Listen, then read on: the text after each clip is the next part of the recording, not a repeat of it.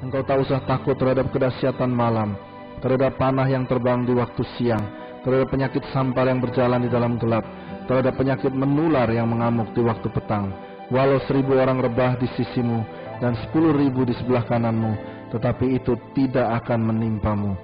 Bapa di sorga, terpujilah namamu dari kekal sampai kekal. Kiranya channel ini menjangkau banyak jiwa-jiwa untuk kemuliaan namamu. Dan berkatilah setiap orang yang telah mendukung channel ini.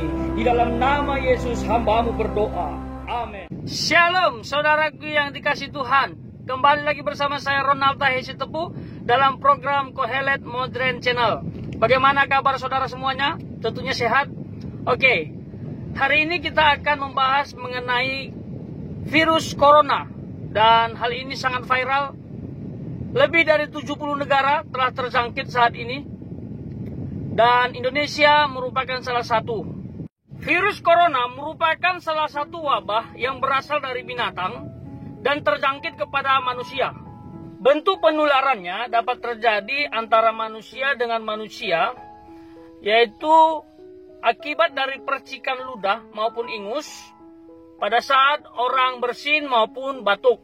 Bisa juga melalui pegangan pintu maupun pegangan yang lain. Pemerintah telah berjaga-jaga untuk hal ini. Jadi jangan terlalu takut dan lebay secara berlebihan. Pak Jokowi mengatakan virus ini 94% dapat ditangani dan sembuh. Angka kematiannya sangat kecil. Jadi kita tidak perlu panik seperti kebanyakan orang. Misalnya seperti ini. Dan seperti ini. Dan juga seperti ini. Dan lebih anehnya lagi, ada sampai memangkas orang pun dengan sebuah alat yang menurut saya sangat lucu. Seperti ini.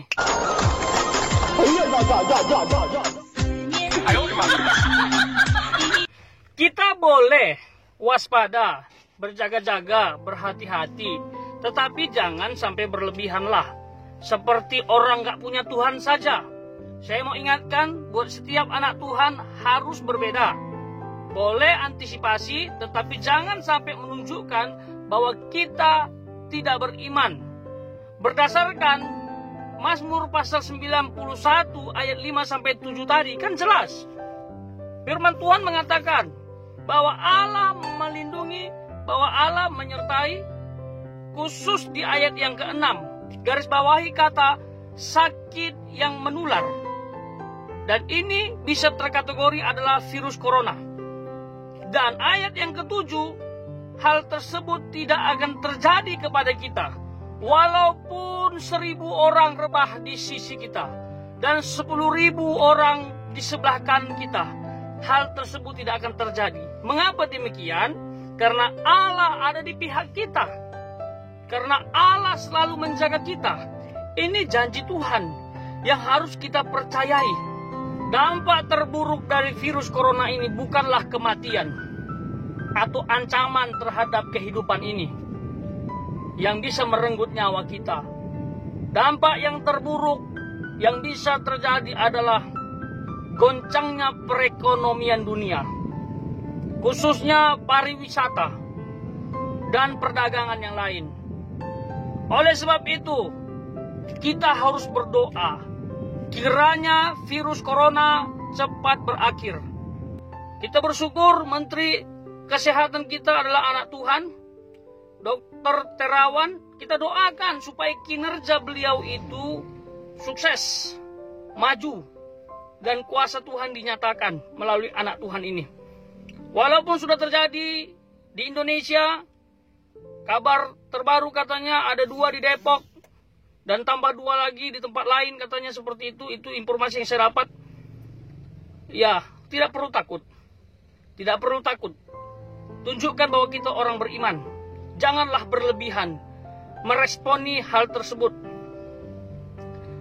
Kita harus bisa menunjukkan lebih baik daripada orang-orang yang tidak percaya Tuhan atau tidak beriman kepada Yesus Kristus Tuhan. Khususnya di Bali. Bali tempatnya aman. Bali tempat yang luar biasa. untuk menikmati ciptaan Tuhan. Jadi bagi saudara yang mau datang ke Bali, kalau misalnya takut khawatir di Jakarta, ya datang ke Bali lah. Jalan-jalan ke Bali, nikmati udara yang segar, nikmati ciptaan alam yang indah di Bali. Come on, come to Bali. Siapapun boleh.